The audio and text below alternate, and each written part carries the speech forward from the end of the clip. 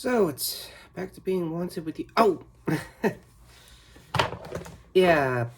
Hey, everybody. This is a fugitive kind of real nerf. I guess Chasm or call it spider. I don't care.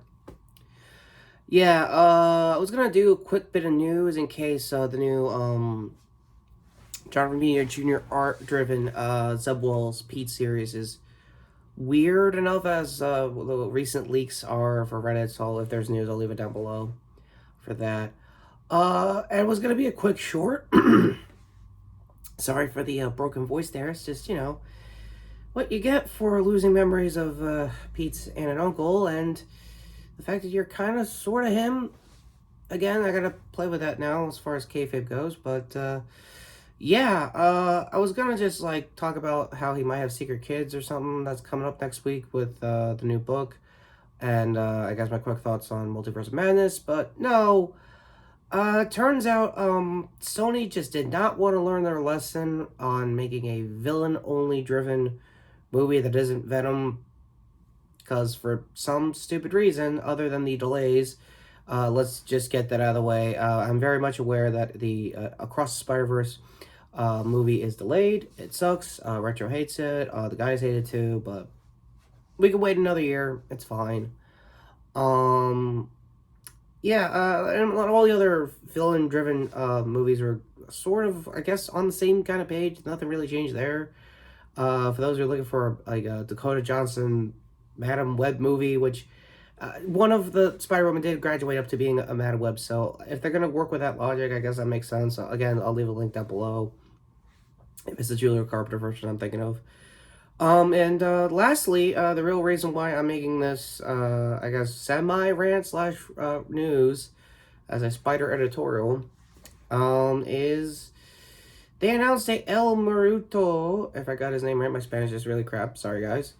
It's a luchador villain that we fought, I guess, once during either the Civil War. Like, there's two different types of art. There's like art of Pete in like the Iron Spider costume, and then there's regular Pete. So your mileage may vary on what exact timeline this villain was in the comics.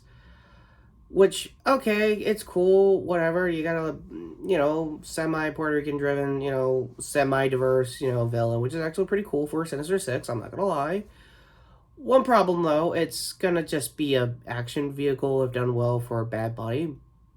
Again, if I was Retro right now, he would tell you that it's a paycheck-driven kind of movie, which is going to look like in come January. Oh, yeah, it's actually going to be a January dump this time, not whatever Morbius was, cartoon review of that. The thing is, he's got, like, decent, viewership. He's on Spotify. He's got, like, 9 billion streams on most of his albums, I think in 9.1, I think in 2021. So that's not bad. That's okay. It's just, there have been mainstream, stars that do come from one different type of medium, which is, rapping, or in this case, being a Spotify artist, to an acting career. Like, again, they want to Will Smith it, fine, whatever. Not going to mention the incident.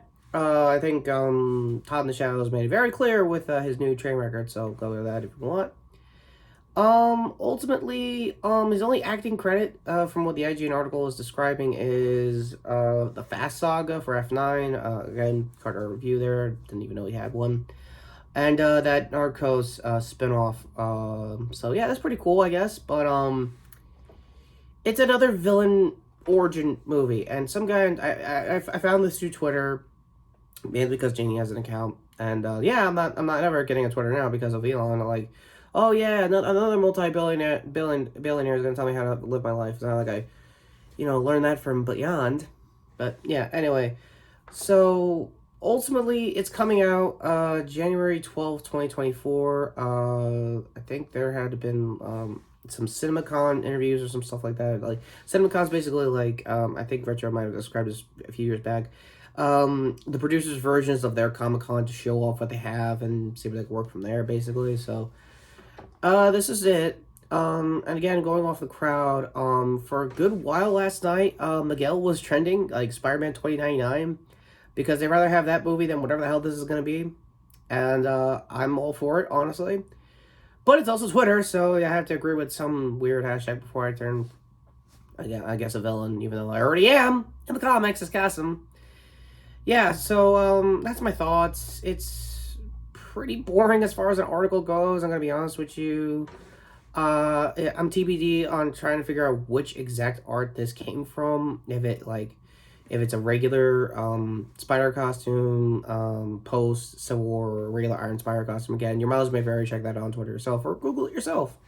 As far as this villain goes, like I will right now, in live time, because it's that boring of a story. I'm gonna be honest with you. Let's see. Juan Carlos Sanchez, that's him.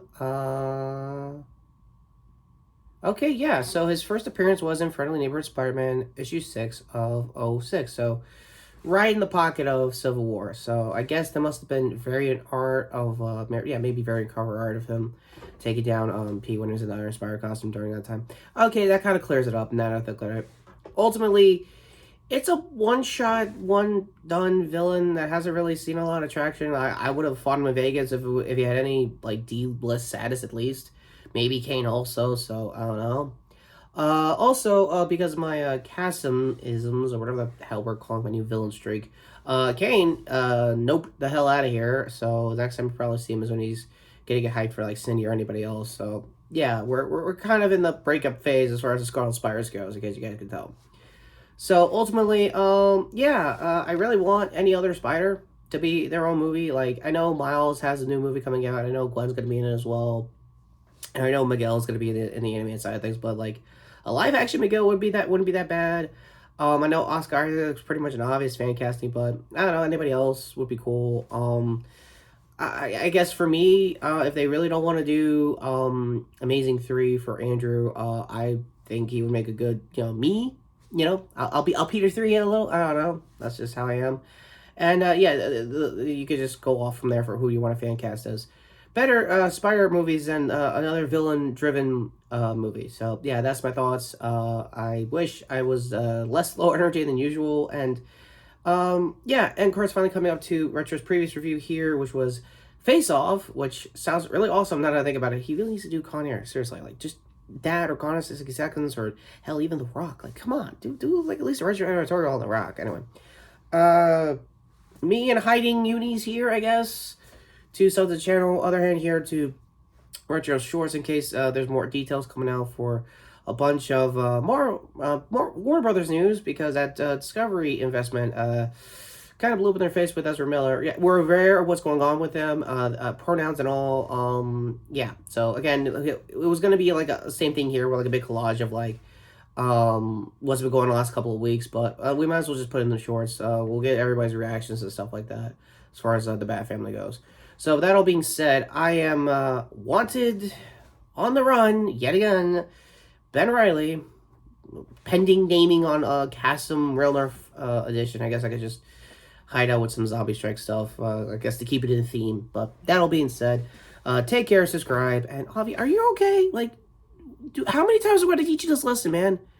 No more villain-driven movies, unless it's Venom or me or Kane. Like, come on, like just do the Clone Saga. Like, what are you guys waiting for? Like, what are you waiting for, huh?